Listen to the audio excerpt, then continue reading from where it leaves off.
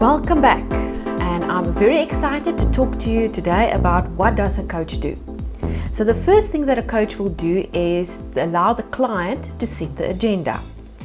So sometimes we think that we're quite good at identifying what the agenda is for a client, but God is the one that knows the agenda for a person's life. So what we as coaches need to do is we really need to listen to people. So if we look, previously we discussed and compared coaching to counseling, consulting, mentoring, and spiritual direction. Now, when someone is doing any of these techniques, not coaching, they will be listening, but they will be listening to try and identify what is the problem that the person has got. As soon as they've identified the problem, they will focus their listening then on what exactly is it, to delve deeper and to try and come up with solutions for this client. As soon as they realize that they've got a possible solution, they will now listen to the client to see where they can actually interject and stop the client to actually then start pushing the client in the direction of the solution that they have found. So we can see that in ministry and in coaching, specifically in ministry, we don't want to do that, because then we are basically interjecting what God's agenda is for this person and not letting it flow from the client itself. And this is especially true where people claim that they've got the gift of prophecy, because then it becomes difficult, because with the spirit of discernment they will think that they've discerned what is the real problem and they've got the solution. But with coaching, the aim is for the client to actually get to the solution and to the action steps. So coaching is that it honors others' ability to hear God for themselves. Coaching is directed by the discernment of the client, not the discernment of the coach. It empowers the client to actually follow and the leading of the Holy Spirit and to set the agenda and search for God's direction. So coaching is a client-centered approach.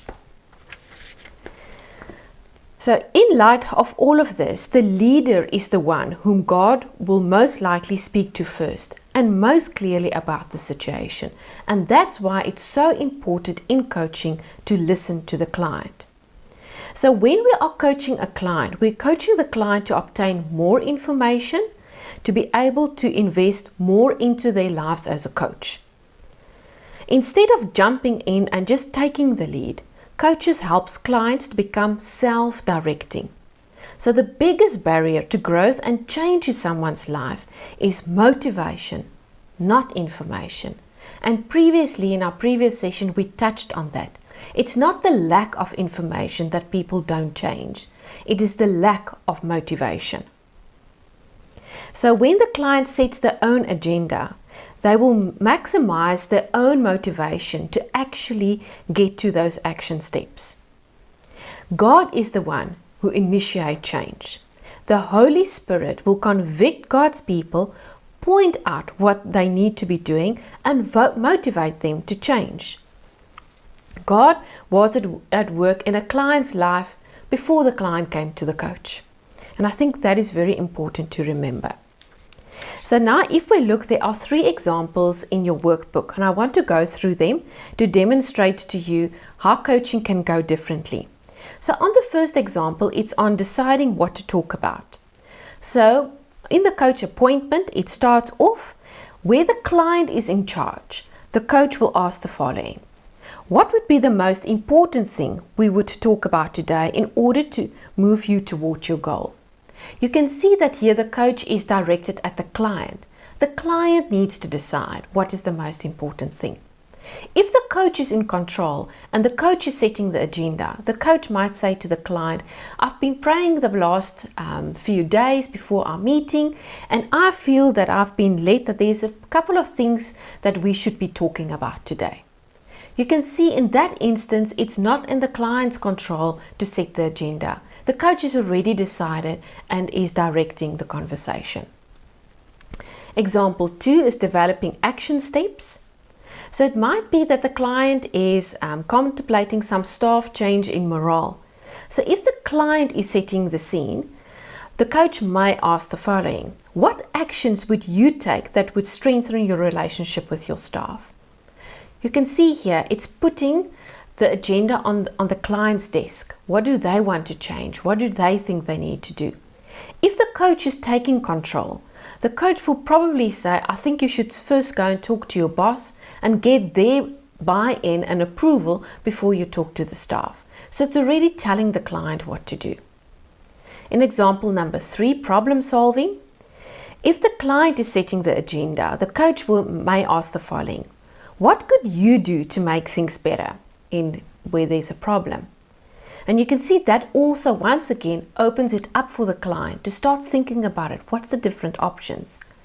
If, however, the coach is in control, the coach will say, I think your anger got the better of you and you overreacted. You need to go back and apologize to your colleague.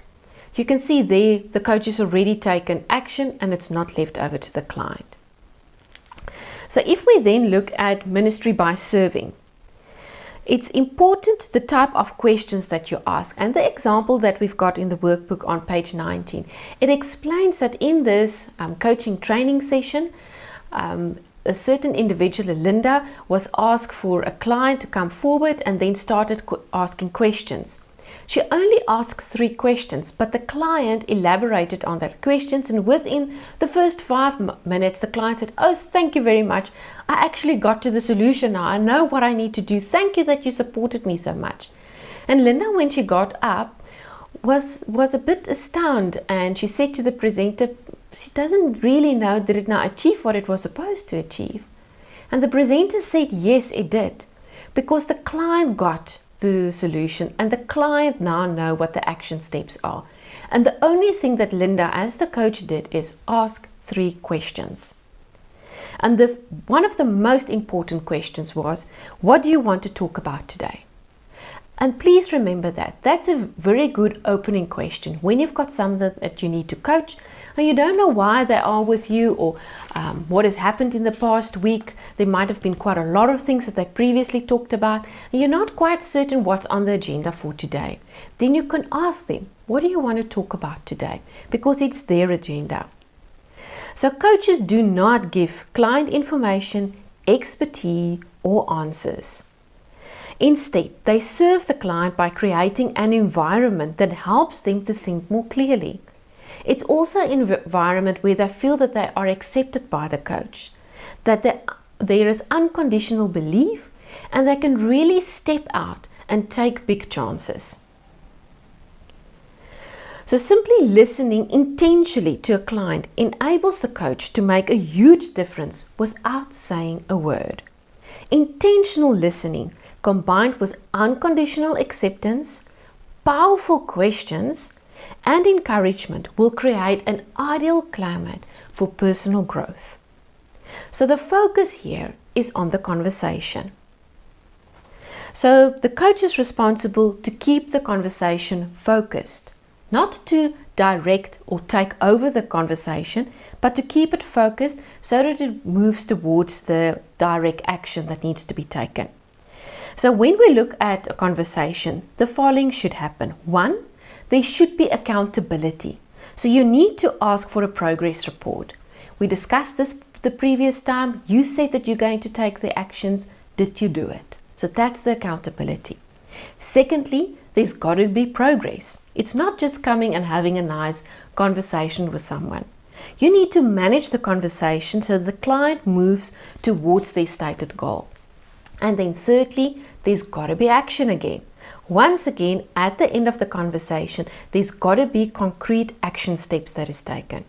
So a coach manages the flow of the conversation, that we actually get to the client's goals and the steps that the client needs to take. And that's why it's important that you as a coach need to keep record of that, so that next time you can follow up with the client if they've actually taken those steps.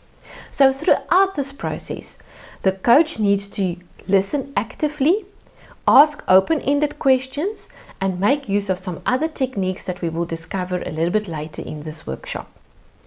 So if you now look in your workbooks on page 21, there are 2 questions that I want you to discuss in your groups. Firstly, list the 3 main emphases of coaching. How do these differ from the usual approaches to helping people? And secondly, what are the main responsibilities of a coach during an appointment? But then lastly, I want to give you a bonus question that's not in the book. And that is to please go into groups of 3 and to now practice this setting the client's agenda. So I want you for 3 minutes to role play. You will have a coach and a client, and the third person will be the observer. The coach will now attempt for the client to set their agenda. So I want you within these 3 minutes to open up the conversation so that the client can set the agenda. I want the observer to observe what is happening and give feedback afterwards. After the 3 minutes, you will then change the role plays so that everyone would have had the opportunity to either be a coach, a client, or the observer. Thank you.